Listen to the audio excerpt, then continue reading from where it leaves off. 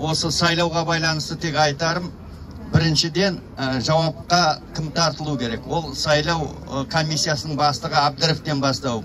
Ол кәдімгі көптеген үміткерлердің бәріне дискриминация жасады. Ол жеке әңгіме. Ол бірінші кезекте отставкаға кету керек, оның үстінен қылмысты іс қозғалу керек.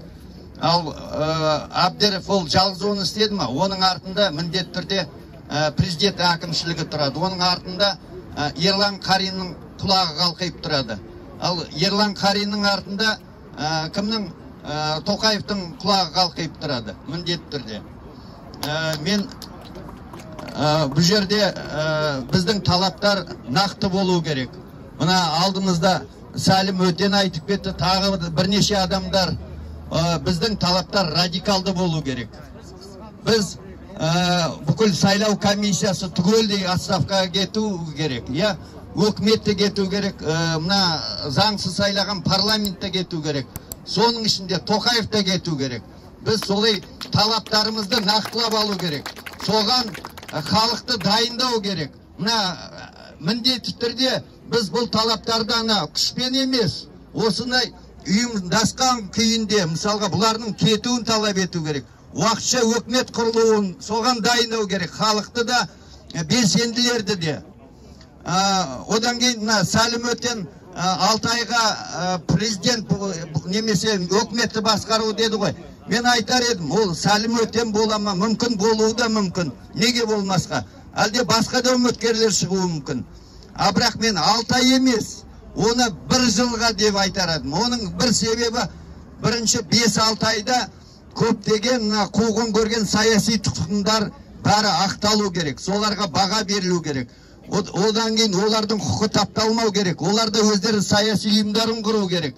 Түгел реабилитация дейді ғой, реабилитациядан өту керек. Қаңтаршылар түгелдей ақталу керек.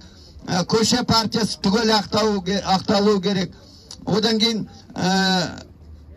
көптеген қуғын көрген саяси тұтқындар бәрі ақталу керек.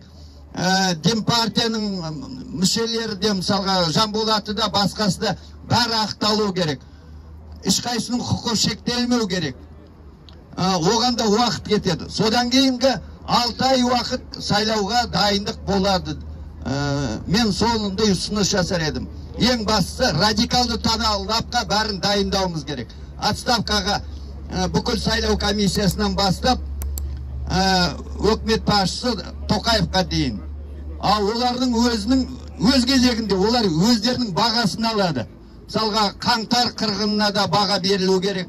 Қаңтар қырғынына тек қана емес, соның ішінде Тоқаевтың жеке басына баға берілу керек. Құқықтық, саяси, оның негізгі қылмысы қандай?